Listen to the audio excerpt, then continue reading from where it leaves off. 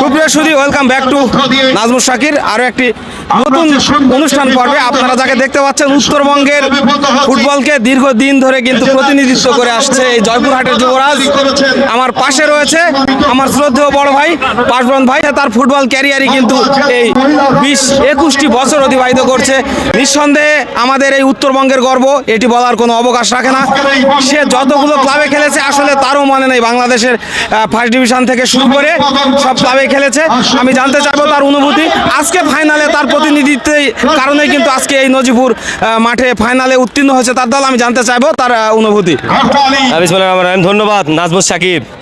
আজকে social media হয়তো আমাদের সময় 10 বছর কিংবা 12 বছর এই সময়টা পাই নাই, আর তারপর থেকে এখন যে মিডিয়া, এখন ইয়াং প্লেয়ারদের জন্য এখন খুবই সুবিধা। এই নাজমুল শাকিব ইচ্ছা করলে তাদের এই মিডিয়ার মাধ্যম দিয়ে যে কোনো একটা প্লেয়ারের এখান থেকে শুরু করে এই তৃণমূল থেকে শুরু করে সে ন্যাশনাল টিম পর্যন্ত খেলাইতে পারবে। অবশ্যই মিডিয়ার যে বিষয়টা, এটা একটা প্লেয়ারের জন্য সবচেয়ে বড় সাপোর্ট। আর তারপরে নজিপুরে ইনশাল্লাহ আজকে ফাইনালে উঠছি আমরা, 2টা ম্যাচ এর আগে জিতে 2টা ফাইনালে উঠছি। অবশ্যই এই মিডিয়া থেকে শুরু করে যত দর্শক আছে, দর্শকের আসলে মন যেন ভরাতে পারি আজকের ম্যাচটার জন্য। আপনারা এরা থেকে শুরু করে দর্শকের উদ্দেশ্যে বলতেছি, সবাই যেন দোয়া করে কোনো প্লেয়ার, দুই টিমের কোনো প্লেয়ার বড় ধরনের যেন কোনো ইনজুরি না হয়। আচ্ছা ভাই, সেমিফাইনালে আপনি হচ্ছে একটা অ্যাসিস্ট করছিলেন, আর আপনার ভাতিজা হচ্ছে আপনার ভাতিজা আহাত গোল করেছিল।